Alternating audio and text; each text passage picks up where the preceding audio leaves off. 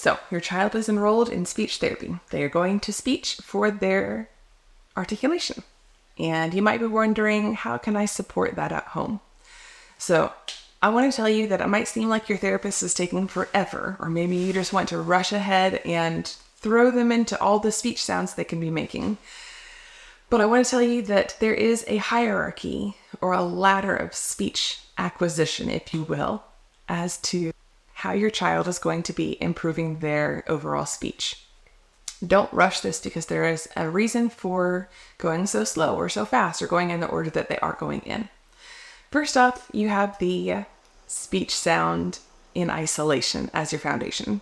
If your child cannot make their snake sounds, their S sounds by themselves, just correctly, they're going to have trouble with a lot of other words and a lot of other levels. So once they've mastered that speech sound in isolation, then you can work on the word level.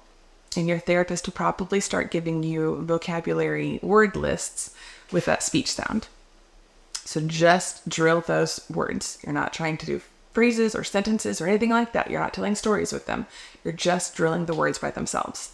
Once the therapist then moves on to the next goal and the next level of accuracy, they're going to be working on phrases. So you're going to have that word list that your therapist gave you beforehand, and you're going to use them in phrases. Not big ones, just really simple ones. You can really bombard the kids with their speech sounds.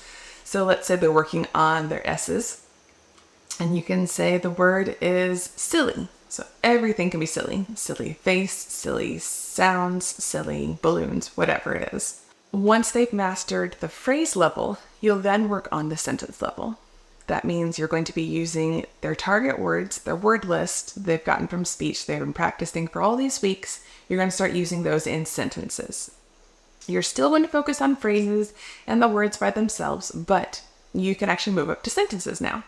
Then finally, once they've mastered all the other levels, they've mastered speech in isolation, the sounds in words, then phrases and sentences, then you're going to work on conversation. And that's when you can really focus in on how the kids are saying their sounds as they're talking.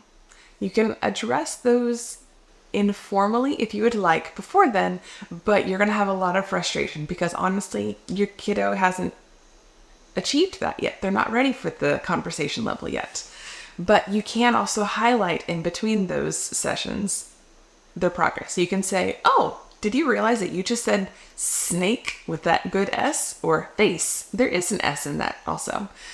And that's how you can kind of address the conversation level before they're actually at that mastery level. Now, when I talk about mastery, when the therapist also talks about mastery, that means the overall accuracy percentage across multiple sessions. For me personally, I like to really make sure that the kiddos know their stuff and can do it well. So I like to set my accuracy level at 90%, and that's over 3 consecutive sessions. So as they're coming to speech and they're drilling the words with me, if they are not at 90% over 3 consecutive sessions, then I continue working on that original level.